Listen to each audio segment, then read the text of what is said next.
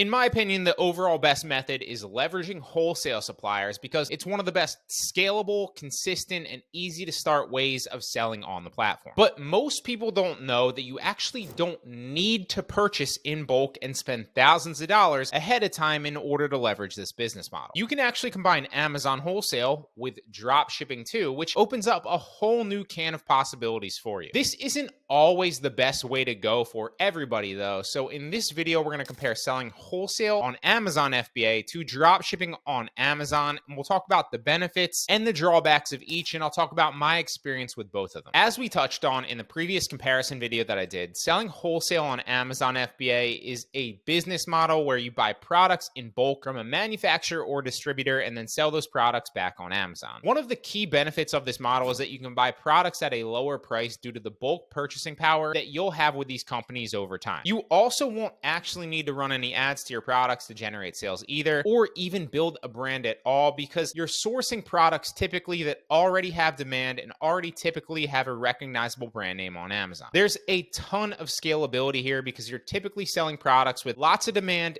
and you're leveraging Amazon FBA, who will do all the logistics, all the customer service, and all the fulfillment for you. One of the main drawbacks of this, however, is that you'll be competing with other sellers who are also selling the same products, usually from similar, if not the same exact distributors, so their cost of goods can be the same as yours. And one of the main issues that I faced when learning this business model was understanding how to properly test listings before jumping full into them. There can be a lot more risk on product listings like this because you typically need to buy a lot more inventory in bulk for them, which means if you miscalculate your competition or the product opportunity on that listing, it can be a costly error and a costly learning experience. Like we just covered, many manufacturers require a minimum order quantity, which means you have to invest a large amount of money upfront to get into each listing, which is not the case when doing wholesale dropshipping. Wholesale dropshipping is more similar to wholesale FBA than most people realize too, but it does come with a lot less risk. And despite what most people think, it is actually within the terms of service on Amazon. So you're not breaking any rules when doing this. You are allowed to drop ship on Amazon if it's from wholesale suppliers where you are the seller of record on the invoice. When wholesale drop shipping, you take the same exact approach that you would take when buying wholesale products in bulk. You set up accounts with wholesale companies and then you scan their product lists to see if their products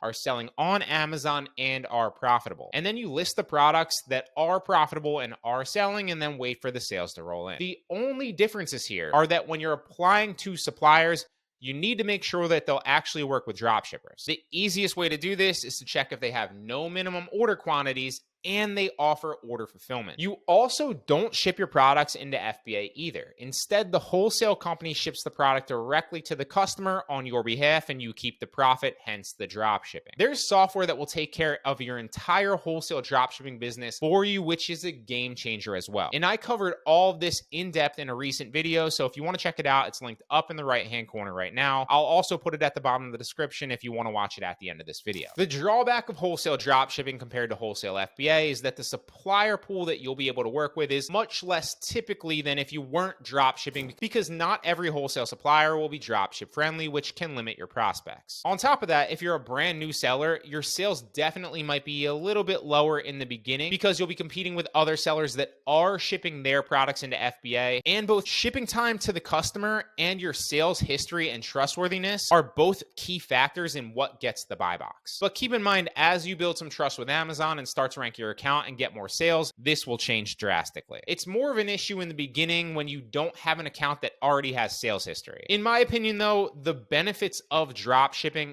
far outweigh the drawbacks with this. You don't need to spend thousands of dollars on inventory before ever getting a sale. You also don't need to inspect the products yourself and then ship them into FBA either, because your supplier will handle all the shipping for you. There's software out there as well that, like we covered, will run about 95% plus of your business for you once you get the listings up and running in Seller Central. And you only need to spend money after the sales occur on Amazon and after you're guaranteed the profit.